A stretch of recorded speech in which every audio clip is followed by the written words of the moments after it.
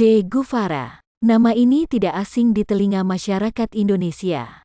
Wajahnya bahkan pernah menghiasi kaos yang dikenakan anak muda negeri ini.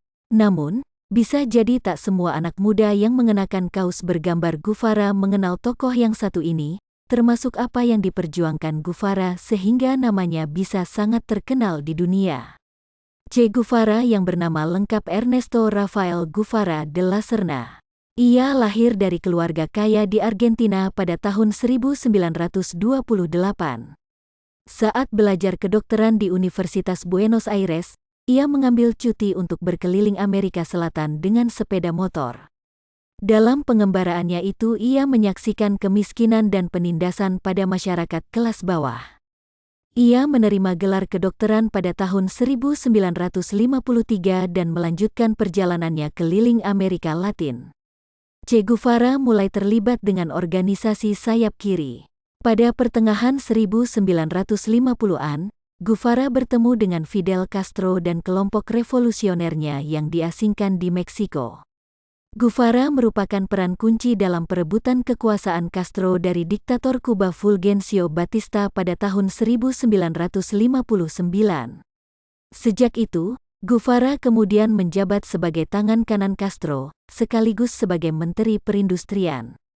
Guevara sangat menentang dominasi Amerika Serikat di Amerika Latin dan menganjurkan revolusi berbasis petani untuk memerangi ketidakadilan sosial di negara-negara dunia ketiga. Castro pun kemudian menggambarkannya sebagai seorang seniman perang revolusioner.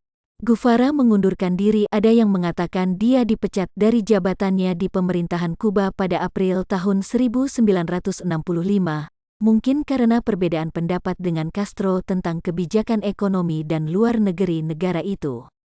Guevara kemudian menghilang dari Kuba dan melakukan perjalanan ke Afrika dan akhirnya muncul kembali di Bolivia. Pada tanggal 9 Oktober tahun 1967, Guevara dibunuh oleh tentara Bolivia. Ia tewas di usia muda, 39 tahun. Satu hari sebelumnya, pasukan Bolivia yang didukung militer AS menangkap Guevara saat memerangi kelompok gerilyawannya di Bolivia. Tangannya dipotong sebagai bukti kematian dan tubuhnya dimakamkan di kuburan tak bertanda. Salah satu pernyataannya yang terkenal adalah, "Kita tidak bisa yakin memiliki sesuatu untuk hidup kecuali kita bersedia mati untuk itu."